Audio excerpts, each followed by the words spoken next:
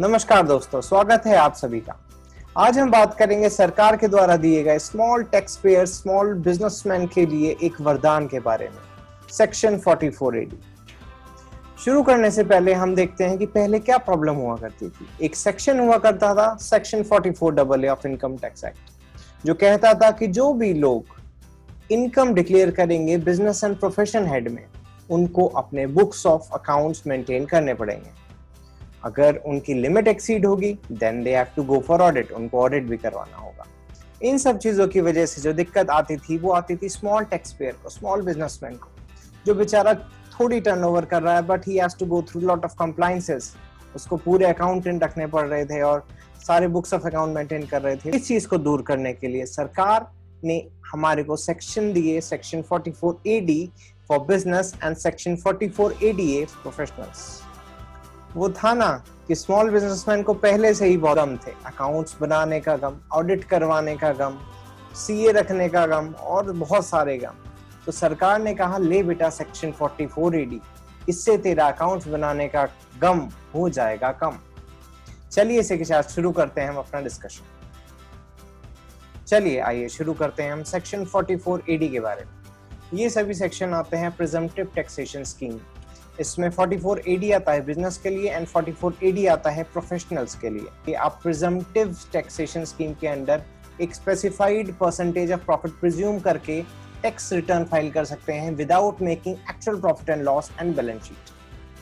First question raises, क्यों? What are the benefits?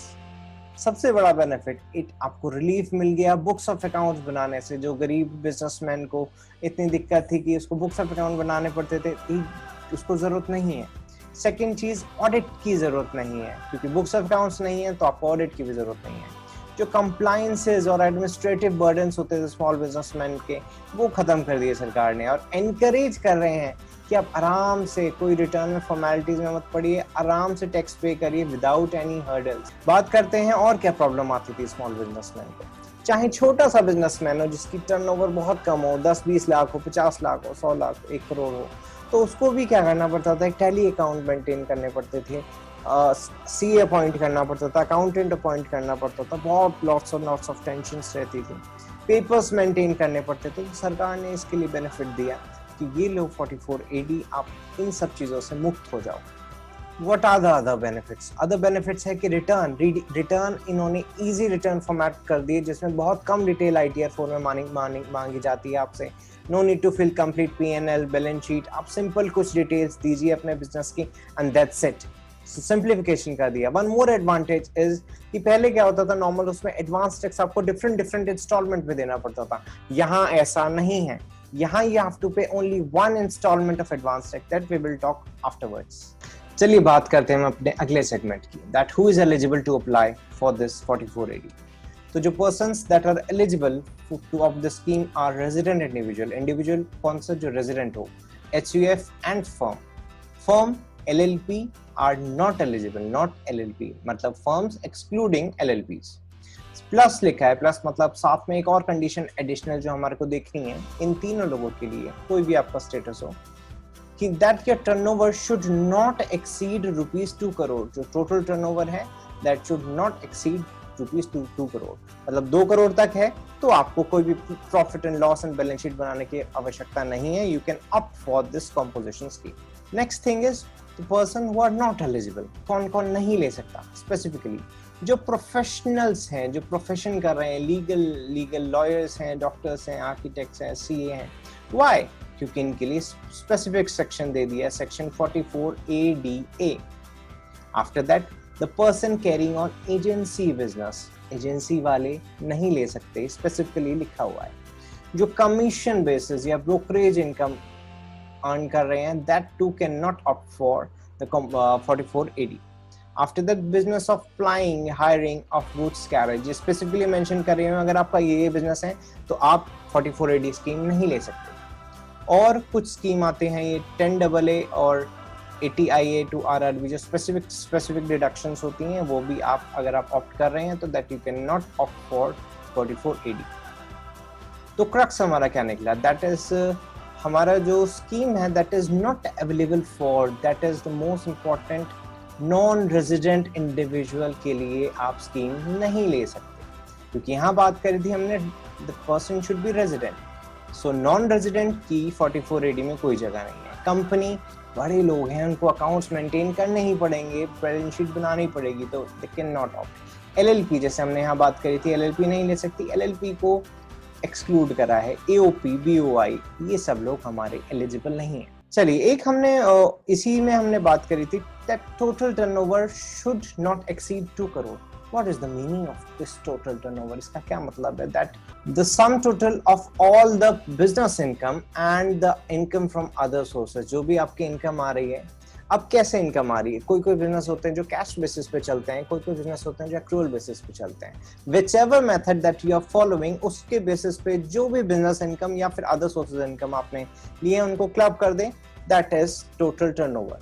तो अगर मैं बात करूं बिजनेस पॉइंट ऑफ व्यू से, बिजनेस पॉइंट ऑफ व्यू से क्या होता है? टर्नओवर होती है, सेल्स होती है। तो सेल्स टर्नओवर का क्या मतलब है? नेक्स्ट पॉइंट यहाँ पे मैंने बात करी दैट व्हाट इज टर्नओवर।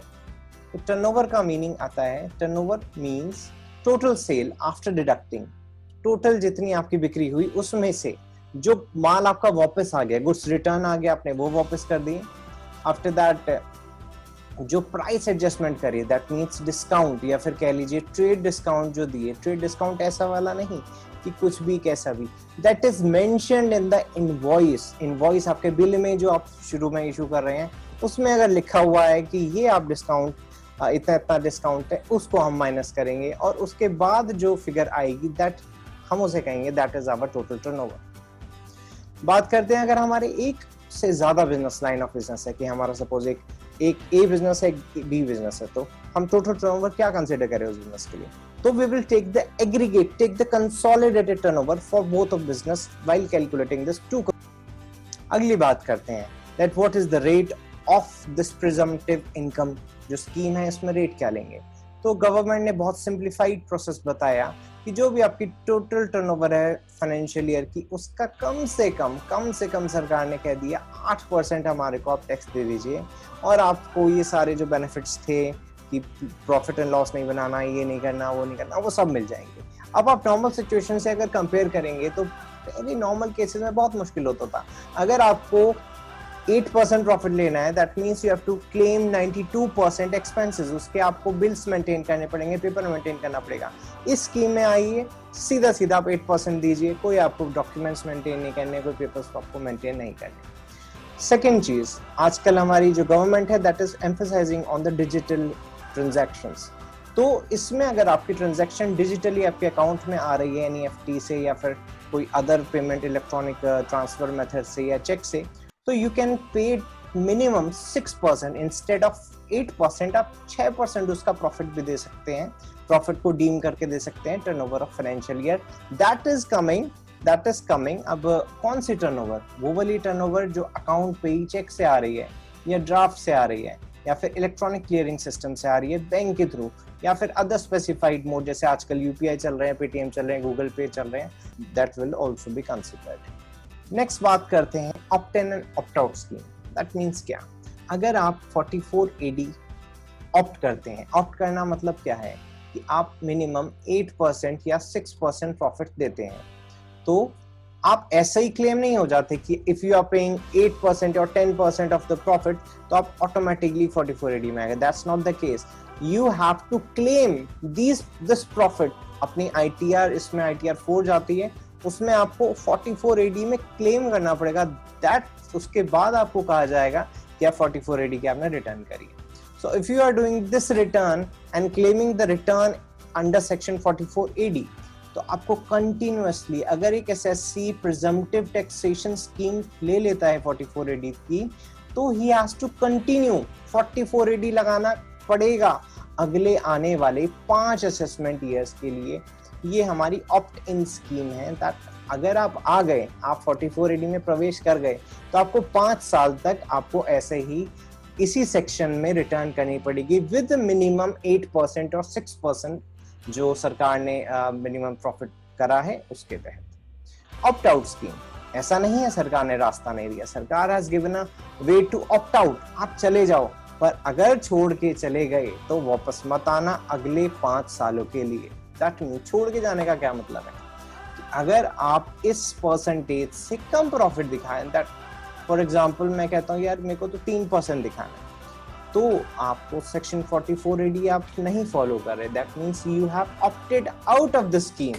और अगर आप ऐसा करते हैं, अगर एसएससी ऑप्ट करता है विड्रॉ करने की स्कीम में बिफोर 5 साल, जो ऊपर 5 साल का पीरियड था उससे पहले, तो वो अगले एलिजिबल नहीं होगा इस स्कीम का बेनिफिट उठाने के लिए अगले 5 सालों के लिए। जब वो विड्रॉ कर रहा है उसके 5 साल तक वो वापस मुड़ के यहाँ नहीं आ सकता, वो वापस मुड़ के इस स्कीम का बेनिफिट नहीं उठा सकता कि उसको पीएनएल नहीं बनाना, बैलेंस शीट नहीं बनाना, कुछ नहीं बनाना, केवल 8% प्रॉफिट देना है, ये बेनिफिट उसको नहीं मिलेगा, नहीं मिलेगा। तो क्या होगा, what will be the consequences? उसको अगर वो ऑप्ट आउट करता है उस केस में he is required to maintain the books of accounts, उसको मेंटेन करने पड़ेंगे books of accounts, and tax audit भी उसको करवाना पड़ेगा अंडर सेक्शन 44AB। सो अगर मैं आपको इसकी समरी बताऊं, what's the summary? Summary is 44AD once used, अगर आपने एक बार इस्तेमाल कर लिया उसके बाद you are bound to declare income under section 44AD for 5 साल, उसके बाद 5 साल तक दिखाएं।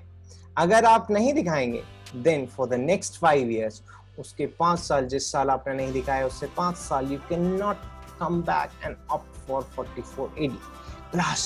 ऐसा ही नहीं छोड़ा सरकार ने, कहा जाओ जाके तुम अपना ऑडिट करवाओ सेक्शन 44AD में, और हम तुम्हें श्राप देते हैं कि तुम्हें अब जो हमने पहले रिलैक्सेशन दी थी वो तुमसे छीन लेते हैं, और you have to maintain books of accounts and सब चीज आपको लगेगी, नॉर्मल प्रोविजंस। बात करते हैं, अब हम ऑडिट की बात कर रहे थे तो ऑडिट की छोटी सी हम एक अंडरस्टैंडिंग ले लेते हैं दैट फॉर ऑडिट हमारा सेक्शन 44AD की जो जनरल लिमिट है दैट इज अगर आपकी टर्नओवर एक्सीड कर रही है 1 करोड़ से तो आपको 44AD में ऑडिट करवाना पड़ेगा। पर सेक्शन 44AD के लिए अलग दुनिया है, उसके लिए कहता है बट अगर एक पर्सन ने ऑप्ट करा हुआ है सेक्शन 44AD जिसकी हम बात कर रहे हैं और वो पे कर रहा है मिनिमम टैक्स 6% 8%, अच्छा बच्चा है, तो जो लिमिट एप्लीकेबल है उसको 1 करोड़ से हटा के 2 करोड़ कर दिया जाएगा टैक्स ऑडिट के लिए। मतलब अगर आप, जैसे हम बात कर रहे थे कि अगर आपकी टर्नओवर 2 करोड़ तक है तब आपको ऑडिट नहीं कराना, 2 करोड़ से ऊपर गई तो आपको टैक्स के लिए यहाँ पे सेक्शन 44AD में भी ये लिखा है कि अगर 2 करोड़ से ऊपर जाएगी तभी ही आपको ऑडिट करवाना होगा, 1 करोड़ वाली कंडीशन फॉलो नहीं होगी अगर आप सेक्शन 44AD की अंदर सेफ बैठे हैं। अब कुछ लोगों के मन में डाउट आता है दैट अगर हम ये 44AD लेते हैं तो जो हम नॉर्मल पीएनएल बनाते हैं उसमें डेप्रिसिएशन क्लेम करते हैं और बहुत सारी चीजें क्लेम करते हैं, उनका क्या होगा? तो सरकार ने स्पेसिफिकली लिखा हुआ है कि अगर आप ये सेक्शन में जाते हो तो जो भी डिडक्शन है सेक्शन 30 to 38 जिसमें डेप्रिसिएशन आता है, अनएब्जॉर्ब डेप्रिसिएशन आता है, उनको माना जाएगा कि आपको ऑलरेडी उसका बेनिफिट मिल गया। कम ऑन यार, आप 92% एक्सपेंस क्लेम कर रहे हो without giving any proof and anything, तो सरकार अब और आपको बेनिफिट नहीं देगी। आपको ये माना जाएगा सारे डेप्रिसिएशन और जो खर्चे आपके नॉर्मली बिजनेस वाले होते हैं सेक्शन 30 to 38 में पीजीबीपी के, दैट आपको मिल चुके हैं। जी, बात करते हैं एडवांस टैक्स के रिक्वायरमेंट के बारे में। एडवांस टैक्स की नॉर्मल केस में क्या होता है, यू हैव टू पे इन इंस्टॉलमेंट, साल के अलग अलग क्वार्टर्स के आपको हिसाब से आपको पेमेंट करनी पड़ती है एडवांस टैक्स की। बट अगर आप 44AD में आते हैं तो यू हैव टू पे ओनली वंस, दैट इज 15 मार्च को आपको केवल एडवांस टैक्स की पेमेंट देनी पड़ेगी, ओनली वंस, बार बार का चक्कर नहीं है। ये भी एक बहुत बड़ा बेनिफिट दिया है सरकार ने 44AD वाले लोगों को। कुछ अदर प्रोविजंस के बारे में बात करते हैं। What are the other provisions? हम जानते हैं कि जैसे हम अपने रिटर्न जब फाइल करते हैं तो ग्रॉस टोटल इनकम में कुछ डिडक्शंस माइनस करी जाती हैं जो होती हैं 80C to 80U LIC वाली, 80C मेडिकल बेनिफिट वाली, और ये सारी जो जनरल डिडक्शंस हम लेते हैं तो इन सब का बेनिफिट आपको मिल जाएगा। Chapter deductions under section 80C to 80U will be eligible, जो आपके डिडक्ट हो जाएंगी इनकम से। लास्ट चीज इज कि current year and brought forward losses जो हैं आपके वो अलाउ कर दिए जाएंगे, can be set of against the presumptive income of 44AD। इसी के साथ ही टॉपिक हमारा यहाँ खत्म होता है। मैं आशा करता हूँ आपको ये लेक्चर समझ आया होगा। हमारे चैनल को सब्सक्राइब करें, कमेंट करें, शेयर करें अपने दोस्तों में और बेल आइकन ज़रूर दबाएं जिससे हमारी अगली वीडियो की अपडेट आप तक पहुंच सके। देखने के लिए बहुत बहुत शुक्रिया। नमस्कार।